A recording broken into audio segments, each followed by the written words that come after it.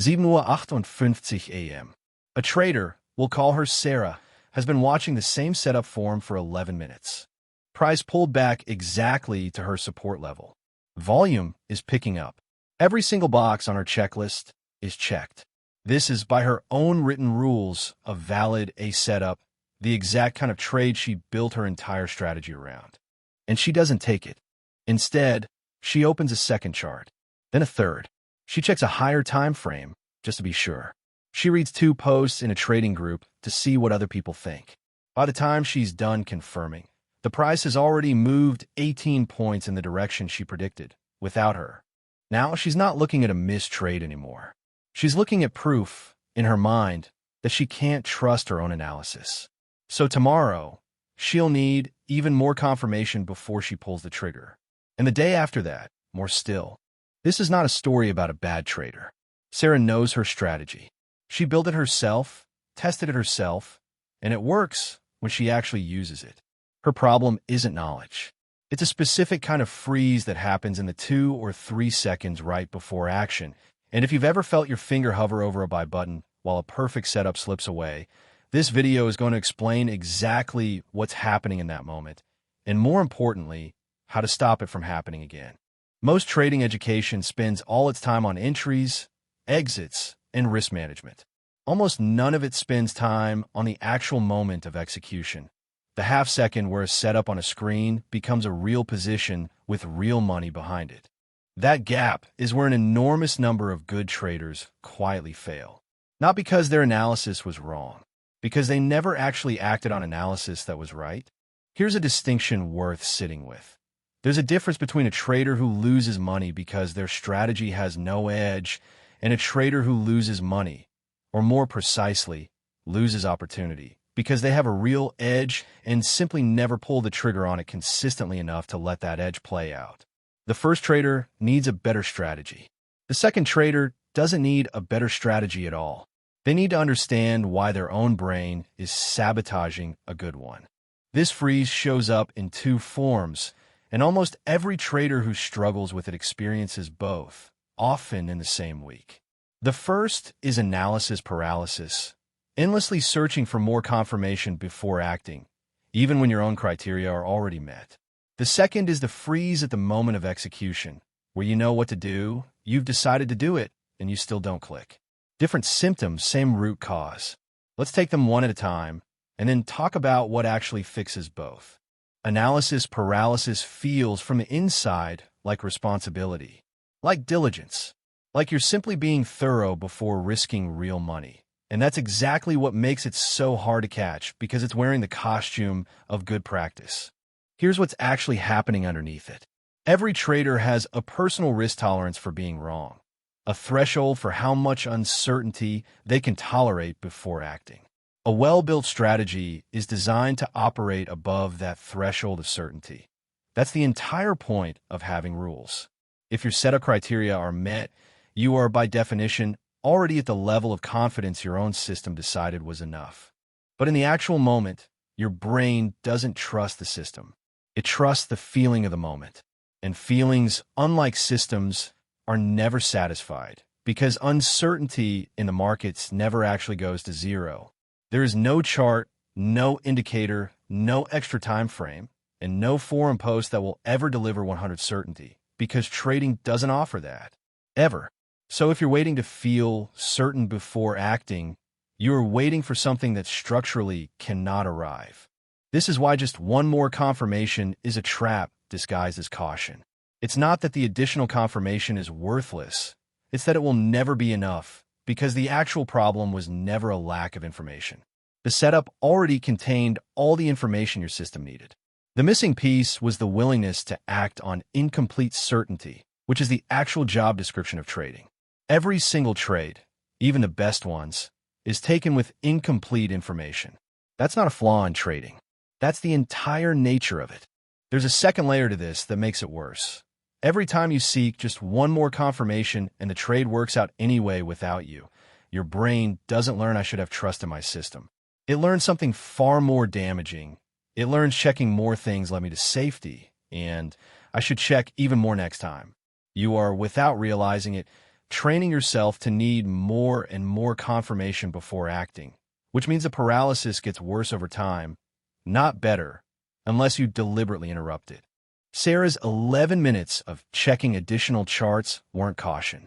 They were the paralysis actively growing in real time, while a valid setup expired in front of her. Here's the sentence to remember from this section. The setup was never missing information. You were missing permission, and no amount of extra confirmation was ever going to give it to you. Permission has to come from somewhere else entirely, and we'll get to exactly where in a few minutes. This second stage is different from the first, and it's actually more painful because it happens after you've already decided to take the trade. You're past the analysis. You've told yourself if it hits this level, I'm in. It hits the level, and you still don't move. What's happening here is closer to what psychologists call an approach avoidance conflict. Your brain simultaneously wants the outcome, the profit, and wants to avoid the risk, the potential loss. And when both pulls are strong enough at the same time, the result isn't a decision. It's a freeze. The nervous system, faced with two competing strong signals, often defaults to doing nothing at all, because nothing feels temporarily safer than either option. The cruel part is that doing nothing doesn't actually protect you from risk. It just changes which risk you're exposed to. If the trade works without you, you've lost the opportunity. If the trade fails and you're relieved you didn't take it, you just reinforce the freeze as a strategy that worked, even though it worked by accident, not by design. You cannot tell, in any single instance, whether freezing saved you or cost you. You can only see the pattern over dozens of trades, and by then, the habit is already deeply wired in. There's a specific psychological cost that compounds every time this happens, and it's worth naming directly. Each time you freeze on a setup you know is valid, you are quietly teaching yourself that you cannot trust yourself under pressure. That belief doesn't stay contained to trading. It shows up as hesitation the next time and the time after that, because now you're not just afraid of the trade, you're afraid of freezing again, which adds an entirely new layer of pressure on top of the original decision. This is precisely why telling a trader who freezes to simply be more decisive almost never works. It's the equivalent of telling someone who's afraid of public speaking to just relax. The freeze isn't a lack of decisiveness as a personality trait. It's a nervous system reaction to a specific, repeatable set of conditions, and reactions like that don't respond to willpower in the moment they occur. They respond to changing the conditions in advance, before the moment arrives. And this connects directly back to what happened to Sarah, and to what almost always happens after a freeze. The moment you watch a trade succeed without you, the pain of missing it creates an urgent need to not miss the next one, which is exactly how a freeze converts into its opposite. You don't stay cautious. You overcorrect straight into chasing. Here's the part almost nobody connects to the freeze, because it looks like a completely different problem on the surface. After you freeze on a good setup and watch it work without you, the very next setup you see, even a mediocre one, starts to look irresistible. This isn't a coincidence. It's a direct, predictable consequence of the freeze. Your brain just experienced the discomfort of missing out. It wants to avoid experiencing the discomfort again immediately. So on the very next opportunity, it overcorrects hard in the opposite direction, pushing you to enter too early, without full criteria met, purely to avoid feeling that same regret twice in a row. This is why fear and greed are so often described, correctly, as two faces of the same coin rather than opposites. The freeze is fear of being wrong. The chase is fear of missing out again. Both are driven by the same underlying inability to sit comfortably with uncertainty. One just expresses as hesitation, and the other expresses as impulsiveness, and they can flip into each other within minutes of one another on the same trading day. Sarah's story illustrates this perfectly, even beyond the 11 minutes she spent checking extra charts. What happened after that missed trade is just as important.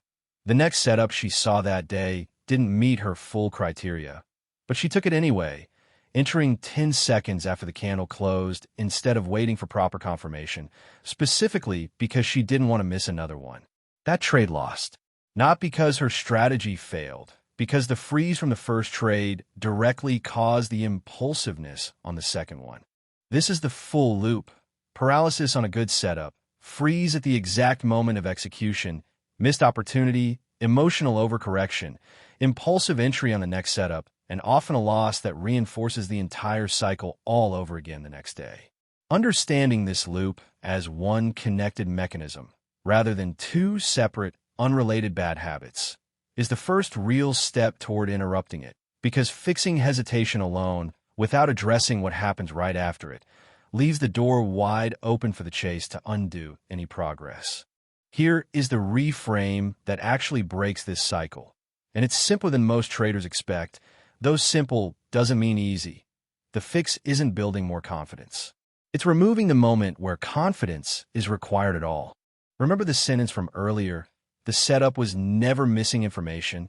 You were missing permission. The fix is deciding, in advance, exactly what permission looks like, written down in a form so specific that there's no decision left to make in the actual moment. Not I'll trust my gut when it happens. A literal, numbered checklist decided when you are calm, reviewed before the market opens, so that the only question left when a setup appears is a yes or no comparison against a list, not an emotional judgment call made under pressure. This works because of a simple but underused principle. Decisions made in advance, under calm conditions, are almost always better than decisions made in the moment, under pressure, because the moment strips away your access to your best thinking and replaces it with whatever your nervous system is doing right then. If the decision has already been made in writing beforehand, the moment doesn't need your best thinking. It just needs you to follow the instructions you already trusted yourself to write. A second piece that directly targets the freeze itself. Set a hard, timed rule for execution. Something like, once all criteria are met, I have 10 seconds to enter, or the setup is void for the day. This sounds almost aggressive, but it serves a very specific purpose. It removes the option of just checking one more thing, because checking one more thing is exactly what analysis paralysis needs to survive. A time limit doesn't make you reckless. It makes the extra checking structurally impossible, which is the only thing that actually stops it, because willpower alone rarely wins that argument in real time. Third, and this one matters more than it sounds like it should, keep a specific log, separate from your regular trading journal, just for freezes and hesitations.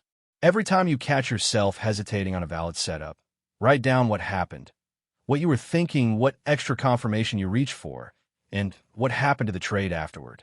This does something subtle but powerful. It turns an invisible pattern into visible data. Most traders who do this for even 2 weeks are shocked to discover their freeze isn't random at all. It clusters around specific conditions. Maybe it's always after a loss. Maybe it's always on the first trade of the day, before confidence has warmed up. You cannot fix a pattern you cannot see, and most traders have genuinely never looked. None of these 3 things make you feel braver in the moment. That's the point.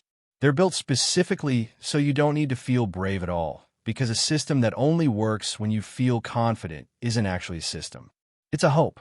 Let's bring the whole loop back together, because seeing it as one connected mechanism is what makes it possible to catch in real time. It starts with analysis paralysis, the illusion that one more piece of confirmation will finally deliver certainty, when the setup already contained everything your system needed. That leads to a freeze at the exact moment of execution, where 2 competing pulls, wanting the outcome and fearing the risk, cancel each other out into an action. Watching that trade succeed without you creates a specific kind of discomfort that your brain urgently wants to avoid repeating, which flips directly into a chase on the very next setup. Often entering too early, without full criteria, purely to avoid feeling the miss twice in one day. One root cause underneath all of it, an unwillingness, or more accurately an unpreparedness, to act under incomplete certainty, because incomplete certainty is not a flaw in trading. It is the entire and permanent condition of trading. There is no version of this job, at any skill level, where that condition goes away. Go back to Sarah for a moment. Her problem was never her strategy. Her strategy was already good enough to have called that 11-minute setup correctly. Her problem was believing in that specific moment that she needed to feel certain before she was allowed to act. And no amount of extra charts was ever going to manufacture a feeling that trading, by its nature, doesn't offer. So here's the question I want you to actually carry into your next trading session, especially the very next time you feel the urge to check just one more thing before entering. Am I looking for information I don't have, or am I looking for a feeling I'm never going to get? If you can catch that distinction in the moment, you've already interrupted the freeze before it fully takes hold. And that single interruption, repeated enough times, is what actually rewires the pattern, not motivation, not confidence, and not one more perfect setup that finally makes hesitation disappear on its own. If this helped you recognize your own freeze a little more clearly, subscribe. Next time, we're building out the exact execution checklist format that professional traders use to remove hesitation entirely, step by step, so you can build your own before your next session. I'll see you in the next one.